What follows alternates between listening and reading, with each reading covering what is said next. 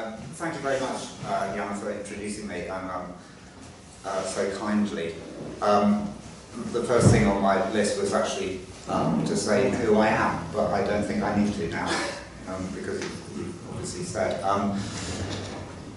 Yes, and thank you too for inviting me to on this residency. It's really great. I've actually only been learning Bulgarian for 2 years, which is why I can't speak it to you, I'm afraid. And so it was great when I was invited to come here. I've been interested in kind of Southeast European regional culture for about 10 years. After I went to Albania by accident with my family, and became very interested in the whole kind of area, and began to work with writers, particularly in some of the in countries around the Balkan region, in Albania and Kosovo and Montenegro. And then 3 years ago, I do one of my plays is a solo performance by me, which talks about my family's first trip to Albania, and I was invited to the University of Portsmouth in England to perform a little part of this play. And after I'd finished and after the event, someone who's in fact sitting in this room came up to me and said, asked me, have I ever been to Bulgaria? And I had to say no. So she said, well, I think you should. So we kept in touch, and Vasilena sat there, she'll be embarrassed, but there you go. She's the reason I'm here. I'm extremely grateful to her, and basically that's how I kind of became very interested in Bulgarian literature and contemporary Bulgarian literature in particular, and decided I would start to learn the language and perhaps possibly translate some poetry. Initially was my original idea. I'll come back to that a little later, because as you have seen, I called this talk slightly dramatically, translation as a subversive art. And I'll explain what I mean by that. I think you'll come to understand what I mean by that if I talk a little first about the situation of translated contemporary literature in Britain, in the UK. As I think has been seen, I know Jana knows about this, and maybe it's been reported here, that there has been, according to the Guardian newspaper, a boom in UK sales of translated fiction, and apparently the figures are that in 2015, 3.5% of all novels published in England were translated from other languages. 3.5% doesn't sound much, but 10 years ago that would have been something like 0.5%. So it's increased enormously.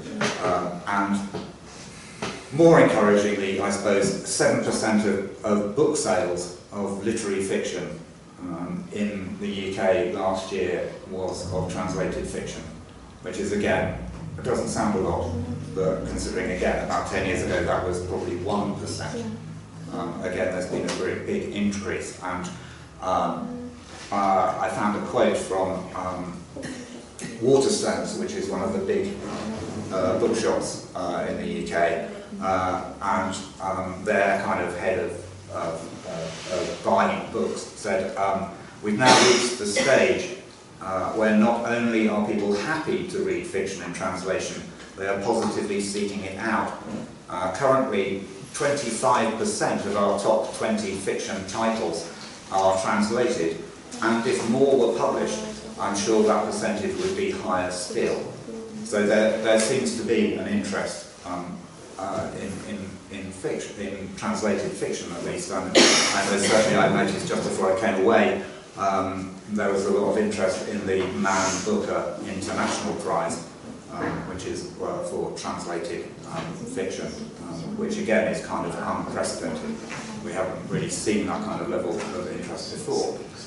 And obviously translation has always been very important to England, to English literature. I mean, you know, Shakespeare got many of his stories by reading translated stories from other countries, Italy in particular. And you know, English poetry got the sonnet form because translations from Italian. So there is this kind of importance of translation, which perhaps is slightly unrecognised in my own country, I think. There is a slight catch. The sort of bad news part to that good news about the increase of interest in translated fiction is that, one, it tends to focus very much on a few individual authors.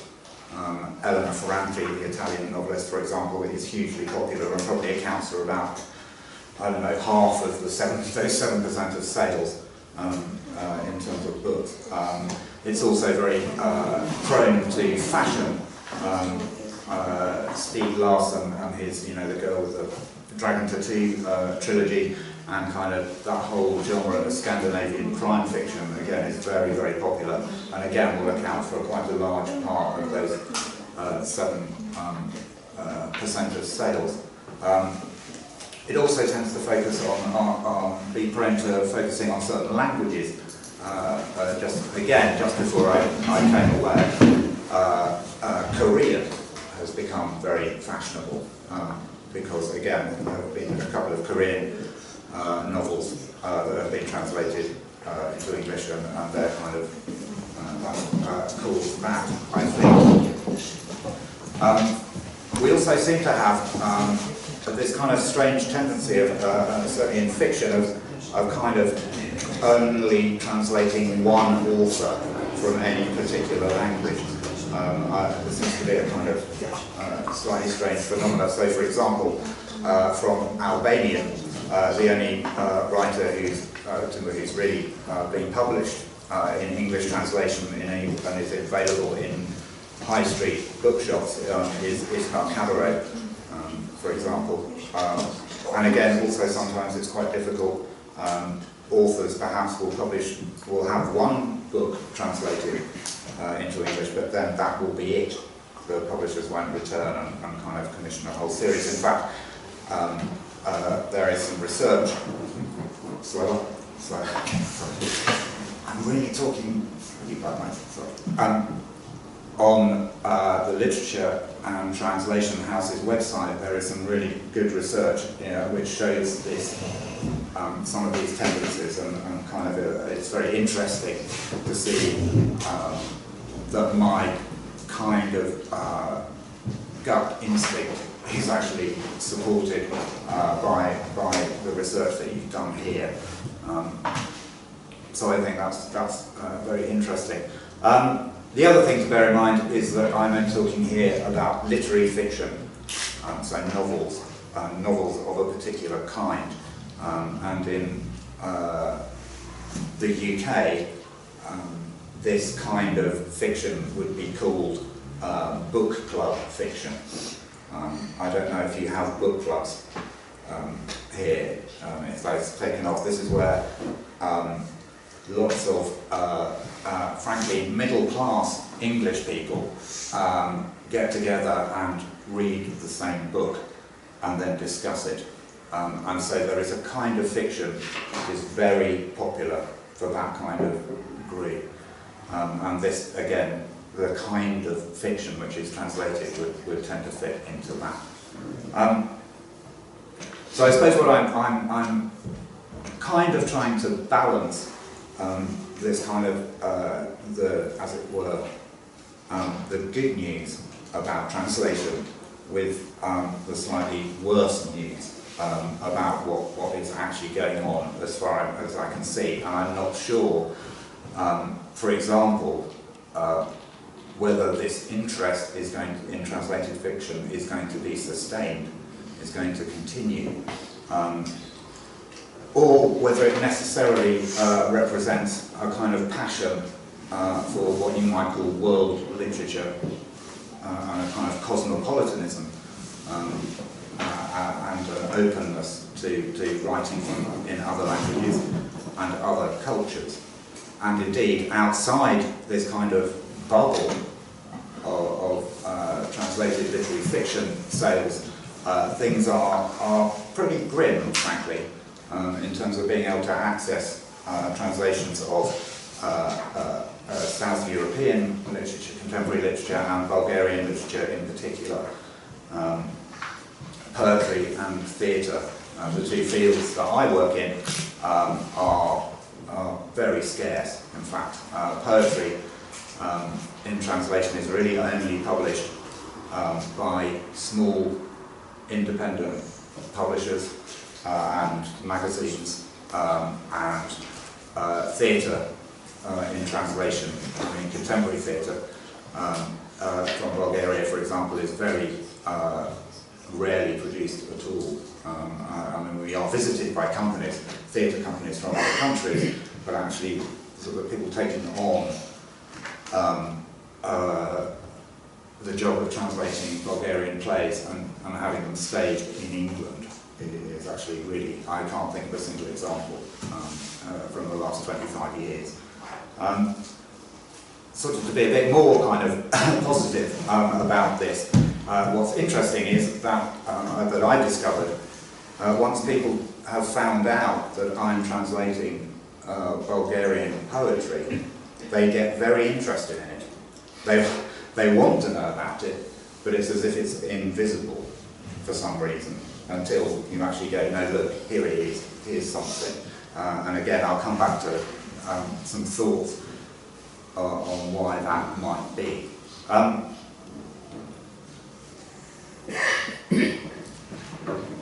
Just to give you an idea of the kinds of, the sort of outlets, as it were, for translated Bulgarian writing in the UK, we have a number of organisations who support translation projects of one kind and another. As Jana explained, my residency here is supported by the Arts Council of England and the British Council Artist International Development Fund, which pays people like me to spend time working with artists and writers of all kinds in other countries. We also have an organisation based at the University of Wales in Aberystwyth called Literature Across Frontiers, which has just been awarded quite a major grant. So I'm rather hoping that there will be projects coming from there. Not from me, I mean, but just, well, that would be nice. But in general, that there will be more projects funded by them. We also have, there is the British Centre for Literary Translation, which is actually kind of connected with the Norwich Writers Centre, and Norwich is where... It's not just connected, they're merged. They're merged, completely, have they? Yeah, right, okay. My only dealings with them, interestingly, was that they've initiated a project about promoting English writers in translation elsewhere. So I'm not quite sure, which they turned me down for, thanks. And so I'm not quite sure how it's going to work now, the other way around. But we can perhaps talk about that at some point. And there are also, you know, as in a few areas of writing, there are competitions and awards. And probably the biggest one is run by PEN International, actually, in the Stephen Spender Award for a translated collection of poetry. So there are those organisations in place. As I say, a little unclear about where we're going with what they're actually going to do. In terms of publishers, and again I'm talking really about poetry and in particular here, there are a number of of small independent publishers who specialise in translation. ARC, for example, some of these books are in fact in the House's library here, although again I think they've just lost their Arts Council funding, so again their future is slightly in doubt, and they seem to be part of a slightly larger company called Carcanet, who also publish translation. Another big publisher is Bloodaxe, who have published quite a few individual collections, and also a company based in Bristol, actually, called Shearsman, who have not published, to my knowledge, any individual collections translated from Bulgarian, but they did publish 3 years ago an anthology of contemporary work called At the End of the World, which features something like 17 or 18 Bulgarian poets, kind of from pretty much born in, I suppose, I think the oldest was born in about 1950, something like that, so that generation. So that was sort of a window, and for me, before I started learning Bulgarian, that was about it, as far as I could sort of introduce myself. There was an earlier anthology which I've since have come across, published in 2004 by ARC, which is called a Balkan Exchange, which was a project. Thank you. A Balkan Exchange. Here we are. This is it. Which was actually the work of 8 poets, 4 in the UK and 4 in Bulgaria. Linda France, in fact, was my predecessor here only last month, and they worked together on translations of poetry from Bulgarian into English and English into Bulgarian, and also wrote work kind of together. It was a really interesting project, and I know that I actually know 2 of the English poets involved, Mark Robinson and W.N. Herbert, and I know that they found it a really inspiring project and still talk about it now.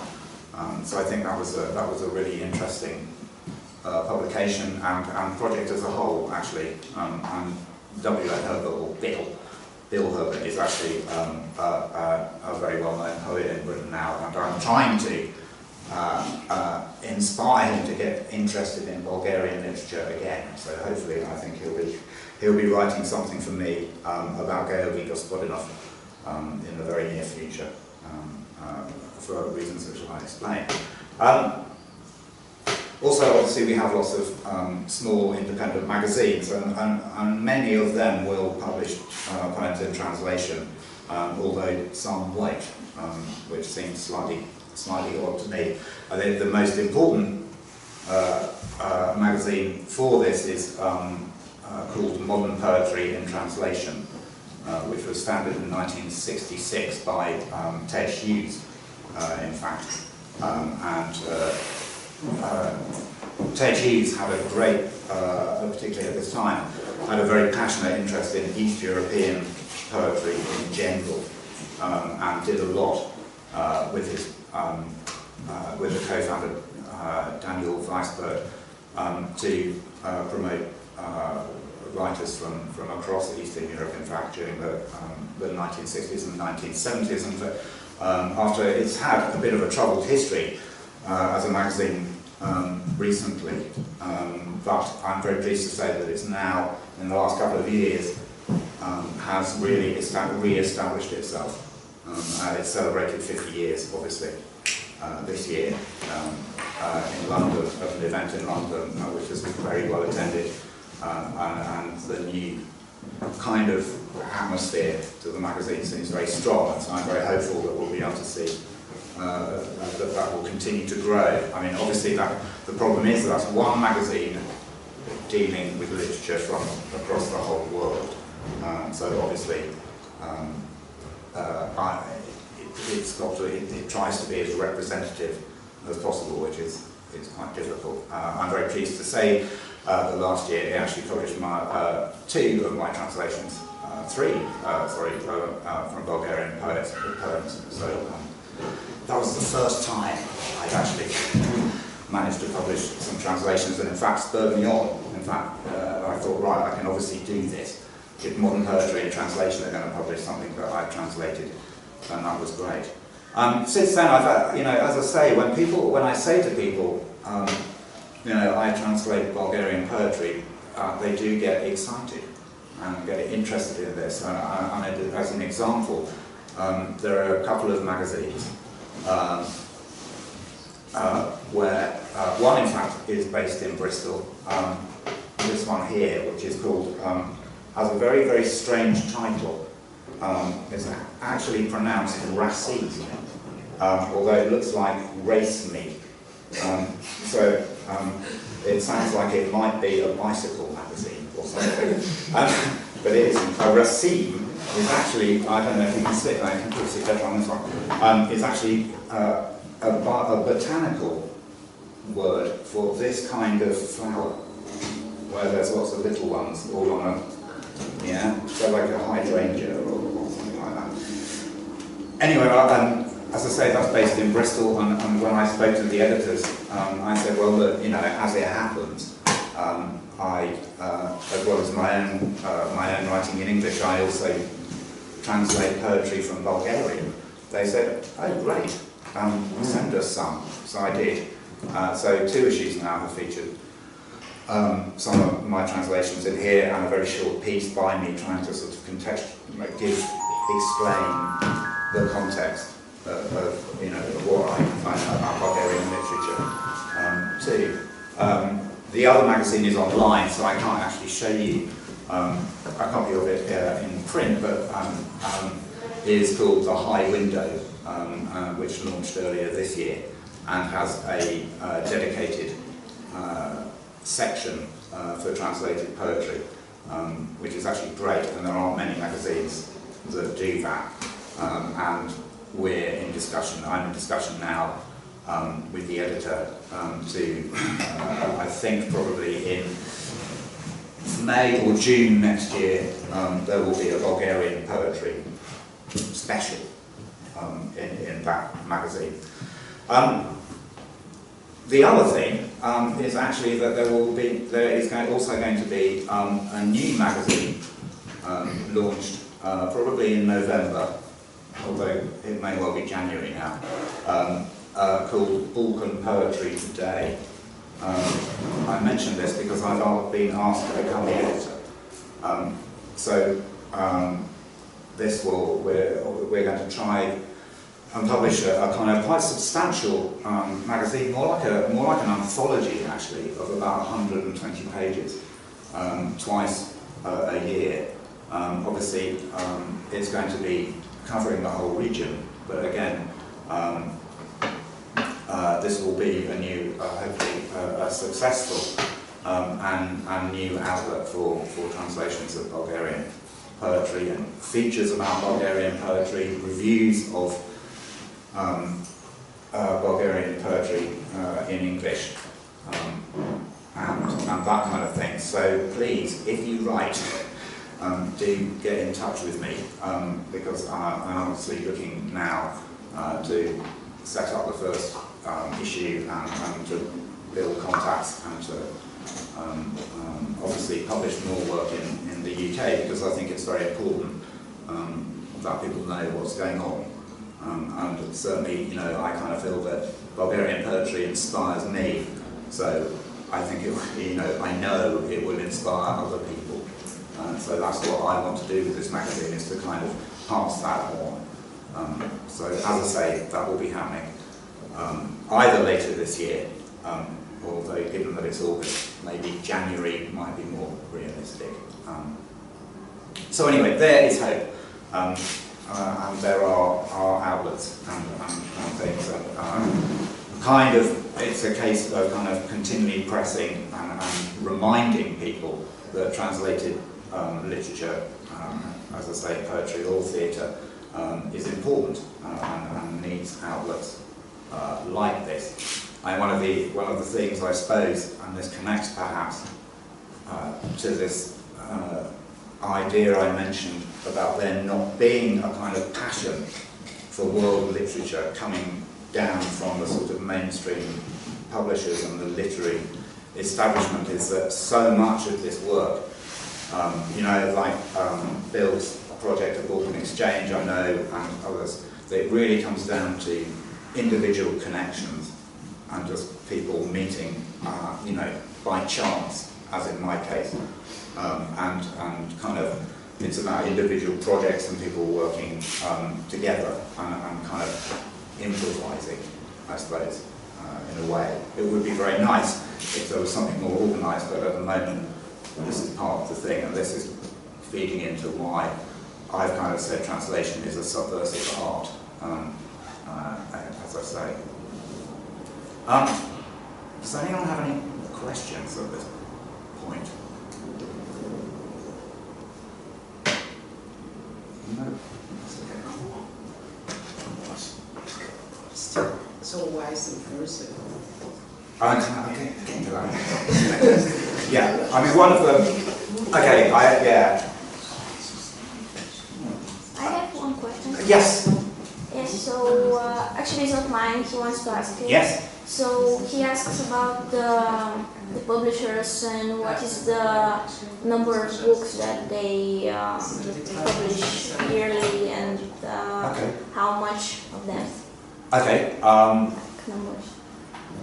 I mean, it does vary, obviously, quite a lot. I mean, of the small publishers that I'm talking about, the small poetry publishers, they're probably publishing maybe 20 titles a year, something like that. Sales are very small. To give you an example, my most recent book in England has actually sold something like 150 copies, which is means it's sold out. Actually, I only have one copy left at the moment, so there will be a second printing. But you know, and that's considered for poetry. That's considered good. You know, so it shows you actually how small a market we're looking at anyway.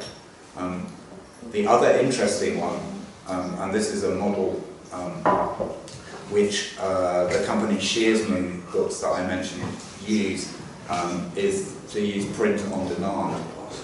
So they only print a copy when someone wants to buy it, which means they don't have to have... You have to explain this because there is no equivalent. No equivalent. Okay. In Bulgaria, we will say print on demand. Maybe you have to. Yeah.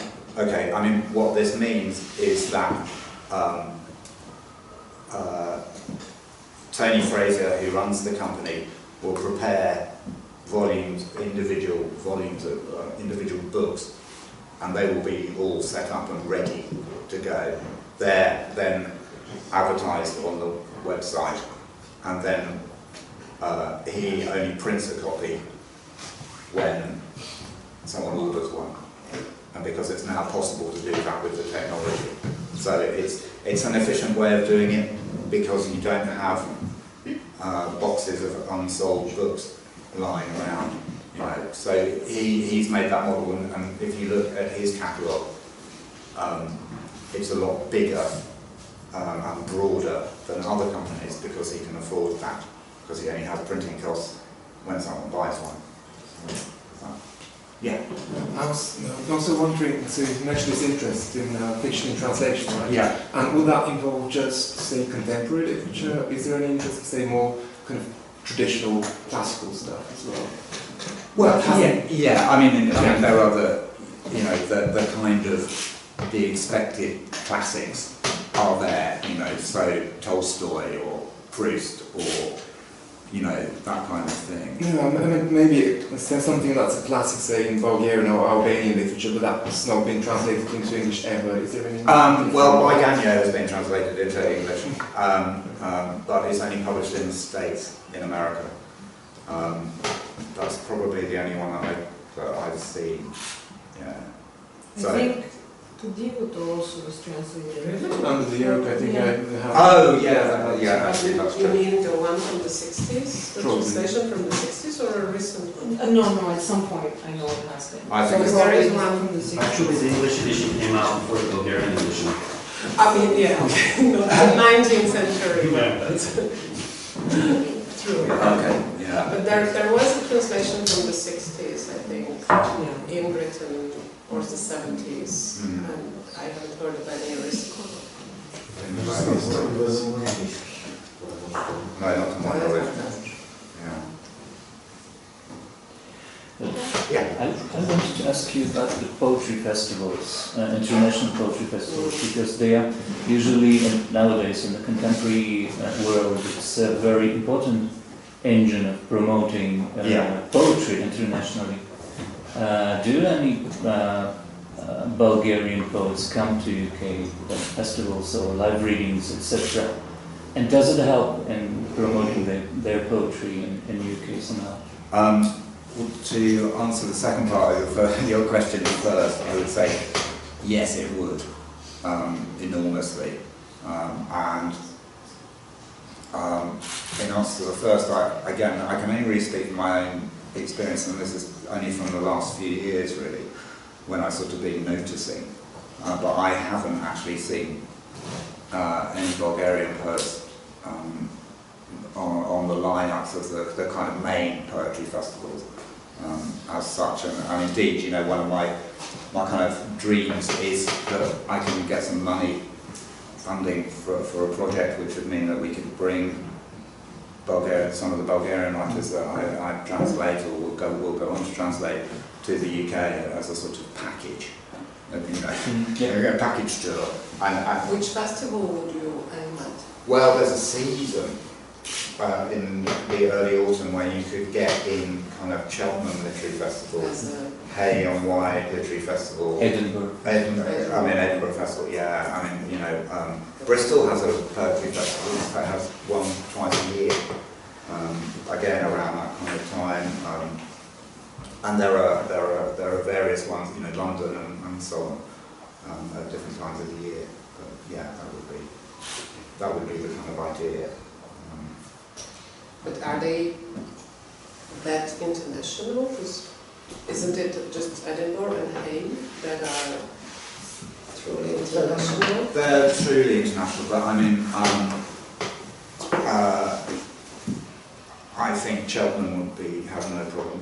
I mean, that's a more general literature festival, but that's also like, it's a bit like Hay, it's big.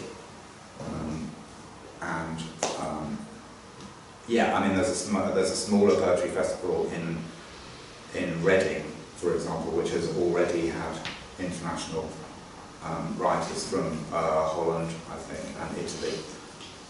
But that's only 2 years old. And it's quite, but you know, they've obviously shown an interest and want to have that element, which is important too, obviously. Okay, what I thought I might just mention now is kind of my kind of thoughts about why this situation has occurred, which, you know, it's often said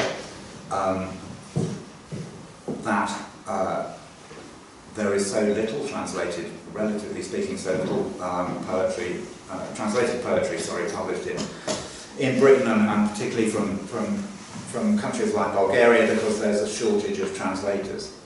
Well, that's kind of true up to a point, but it's not really the case. A lot of poetry is translated, as I say, disappearing. Wow! You know, but that's only really part of the story. Much poetry has been translated by people who don't necessarily speak the language that they're translating from. I mean, I'm learning Bulgarian, but I can't speak it.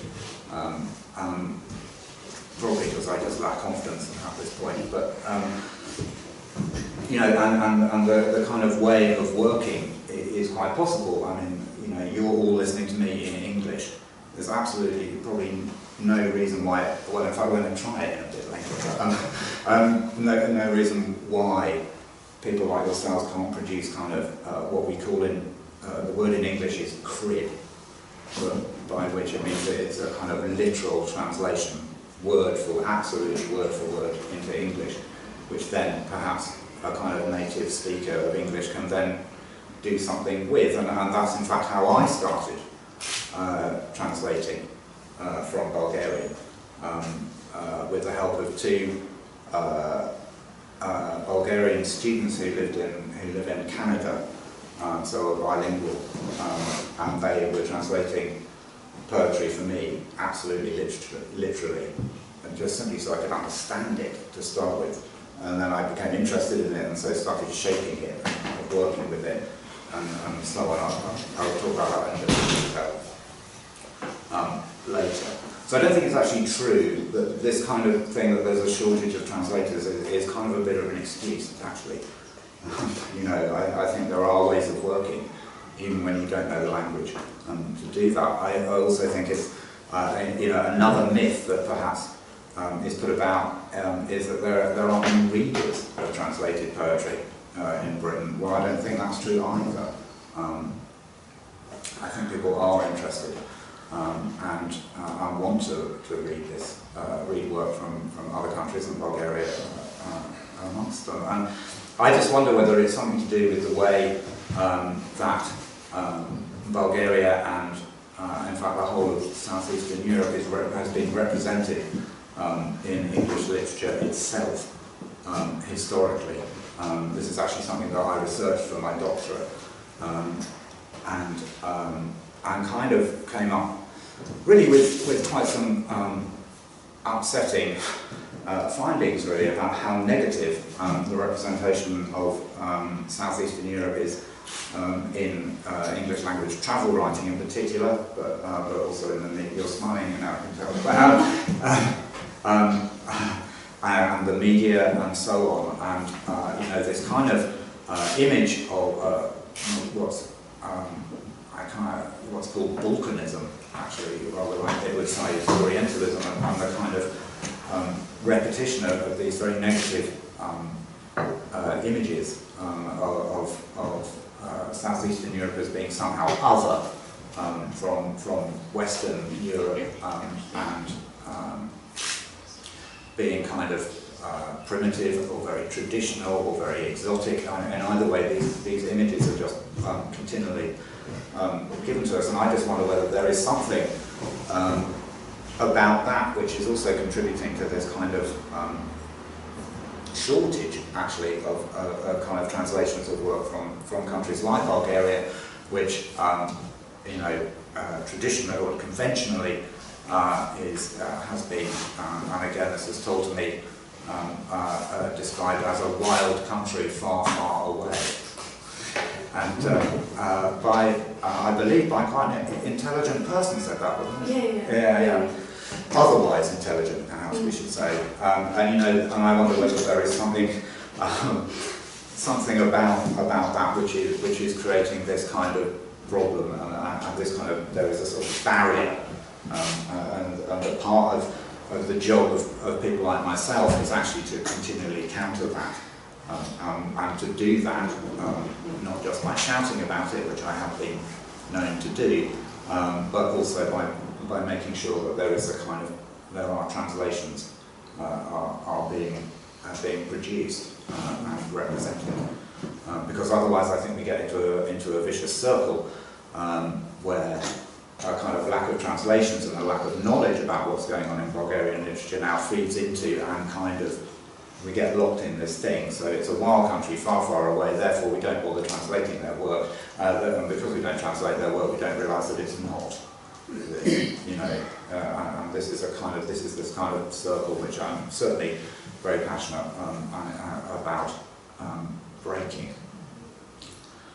So that's just one perhaps theory, if you like, about what's going on and where, again, to refer to the kind of subversive act, that's something that actually translation can subvert, is this kind of Balkanist image, because by publishing translations we can show that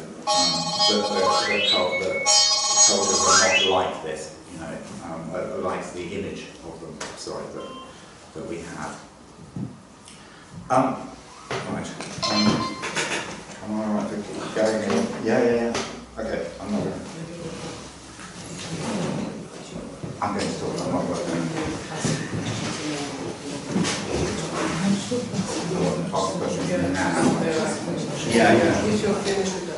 Yeah, that's what I was wondering. Yeah, so I mean, again, if anyone wants to ask anything before I move on to another subject. Can I add something? Yes. About the paradox? Several years ago I did research about the print run in Bulgaria, about the number of books translated from Bulgarian into English and from other languages into Bulgarian.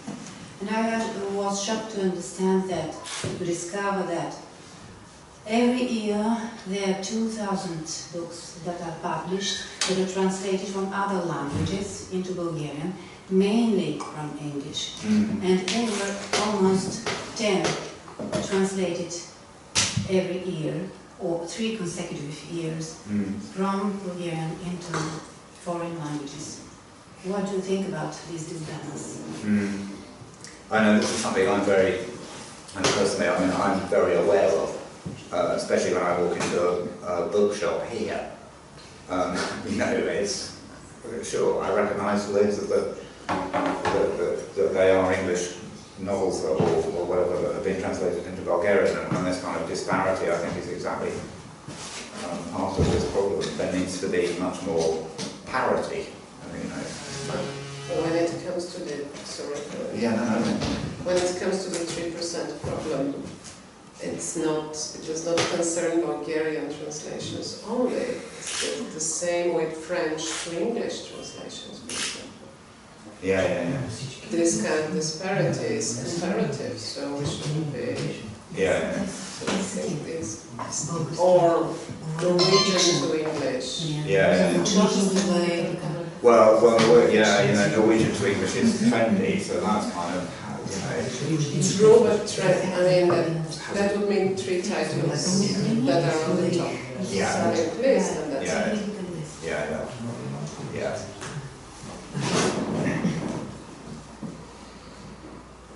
Okay, well, I'll just talk a little more then about my own work and how I work, perhaps.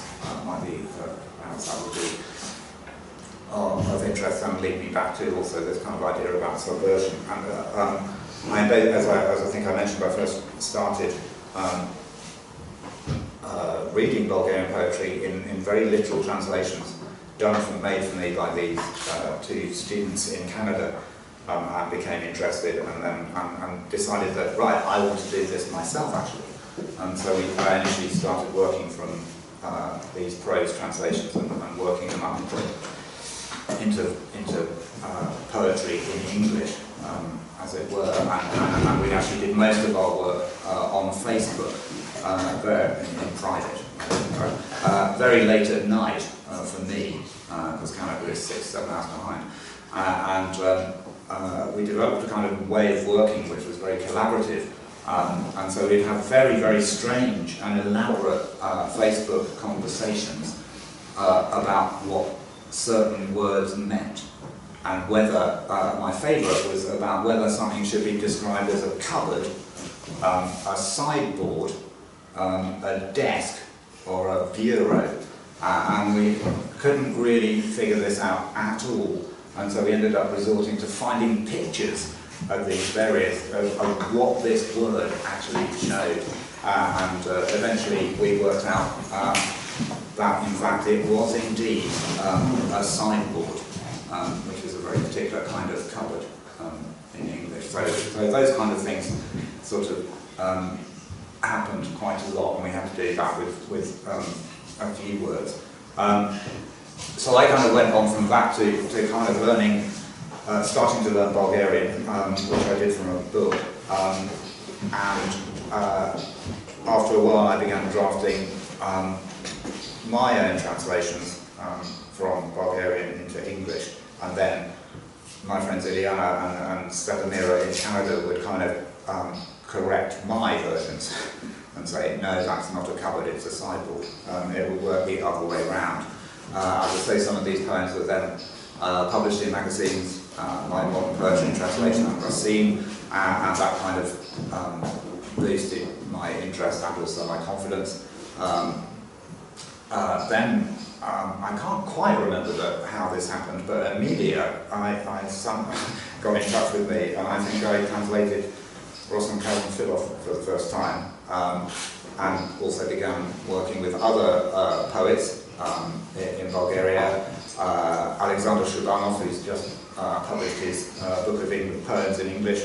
I'm very pleased to say that I was fortunate enough to translate two of those poems in that book, and various other poets that I think explained to you, and that then led to this residency and the ability to work with Mila, in fact, on your poetry, and also Svetlana and Maya on your plays.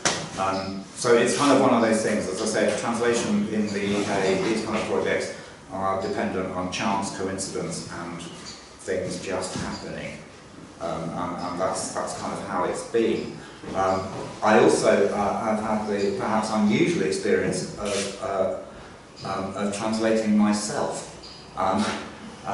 Because as part of the kind of, while I was learning Bulgarian, I found that poems were suggesting themselves to me while I was learning the vocabulary. And I think that's because when you learn another language from a book, I'm sure it's the same here, you get little chapters, and each one has a little theme.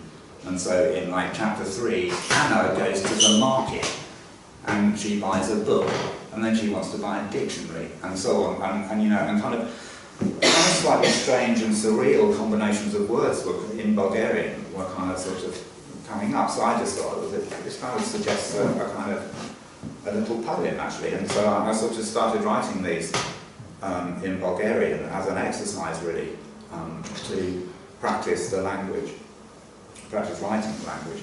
And again, I can't quite remember how this happened, but I showed them to a Bulgarian friend of mine who lives in the UK actually, and she read them, and I said, "Can you correct them for me?" And so obviously she did, because my grammar was terrible, and at that point, and my knowledge of prepositions in Bulgarian, I think, will never be what it should be, actually.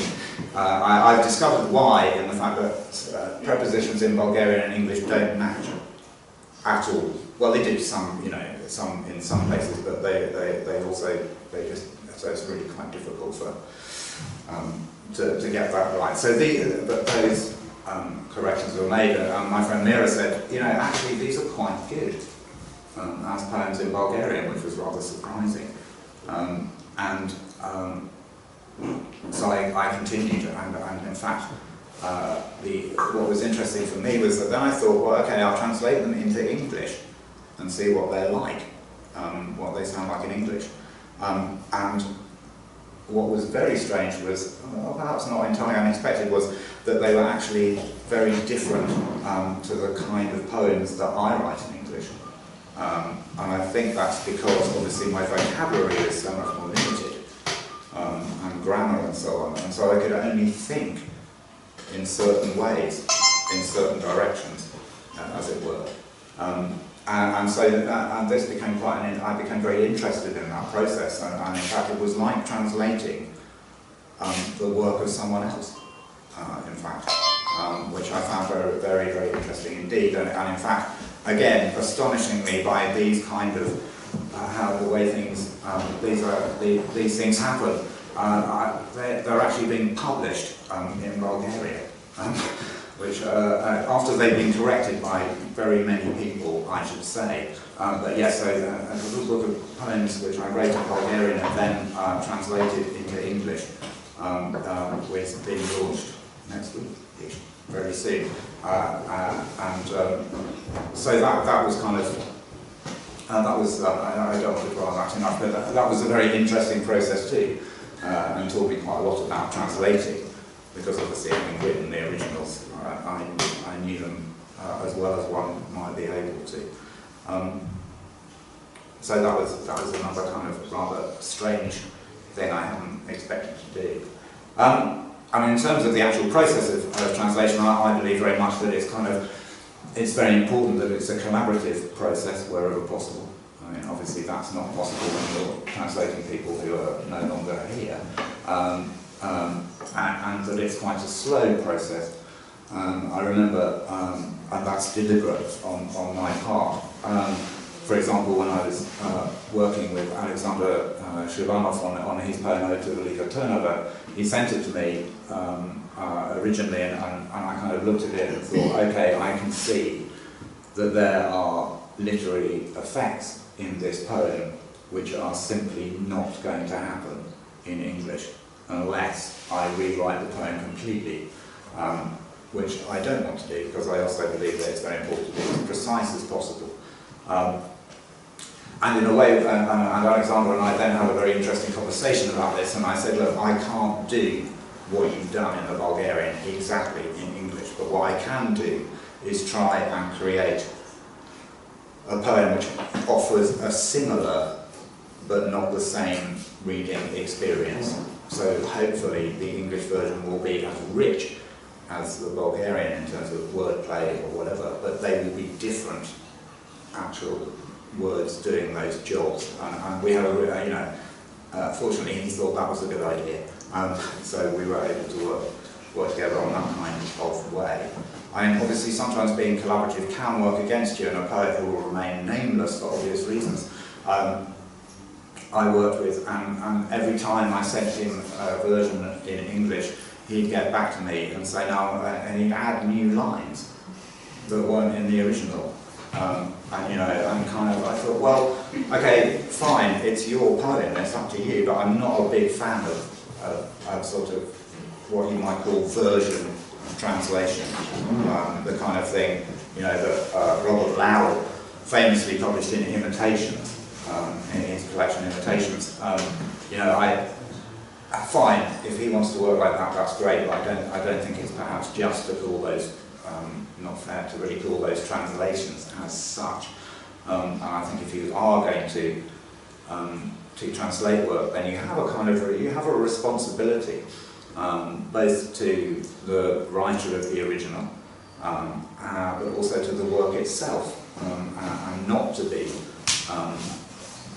kind of tempted to rewrite it because you think, oh, I thought of some way of doing this better than actually doing it literally. I mean, obviously people say, you know, there are two cliches about translating poetry in English, and I'm sure they have their Bulgarian equivalent.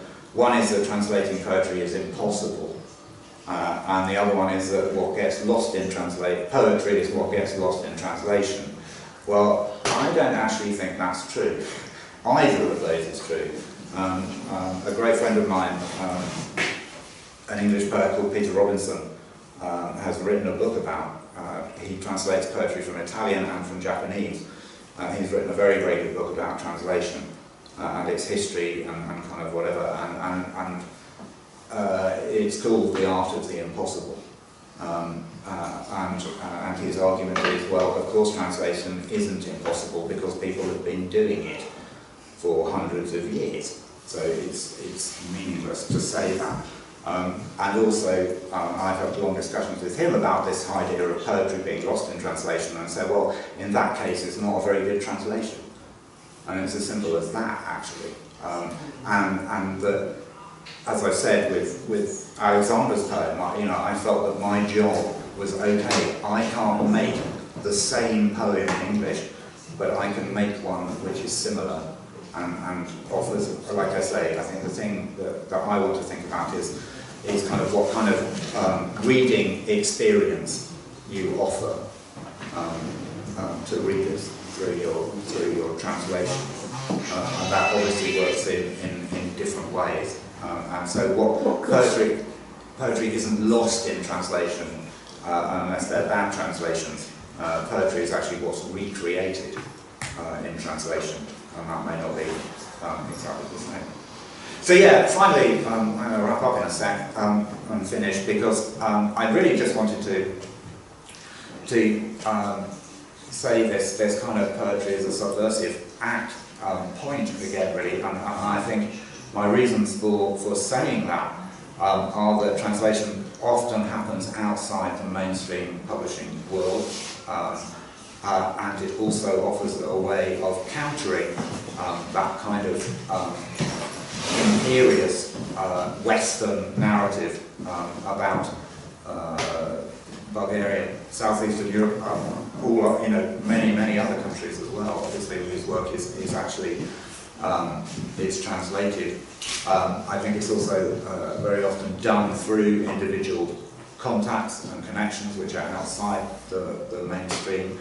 And it kind of, for us, Britain is notoriously culturally insular, and looks like it's going to get even more so, rather sadly. And I think that it's more important now than ever that there is the promotion of translated work in Britain, so that we can kind of counter this turning inwards, which has obviously been marked by events in June this year and subsequently. I also think that kind of translation, particularly when it involves kind of collaborative work, and it's not just this kind of one-way street between bringing their literature to us, but it's actually the foundation for kind of cross-cultural exchange, then it can become, it's almost like a hybrid art, or it's something which occupies a kind of a transitional space or a transactional space, and that again is something which is very often where new things come from, and new work is generated. What someone asked me the other day if I could kind of describe the trends, current trends in contemporary English poetry. Senior asked me this, and I found it very, very difficult to explain, because there is a lot going on, but one of them is that different kinds of English are now feeding into mainstream English poetry, so by which I mean Afro-Caribbean English, and Indian, as it were, English, Asian English, and so on, and poets writing in those particular versions of English, which actually quite a lot of English, people who aren't from those communities actually find they need translating, in fact, because quite often our language is very different from sort of received pronunciation mainstream English. And that's where new work is coming from. So again, I think kind of working on collaborative translations can actually be a source of new inspiration and finding new directions, and that's obviously true too from introducing new cultures or cultures which have been sort of ignored, and their influence into the mainstream, and maybe through translation, through this kind of subversion of insularity in particular, we can actually get back to this idea of a world literature, and that it's not about insular groupings. We're actually all in the same business. And it doesn't matter what language we work in, and the fact that we can exchange ideas and collaborate then is one of the great things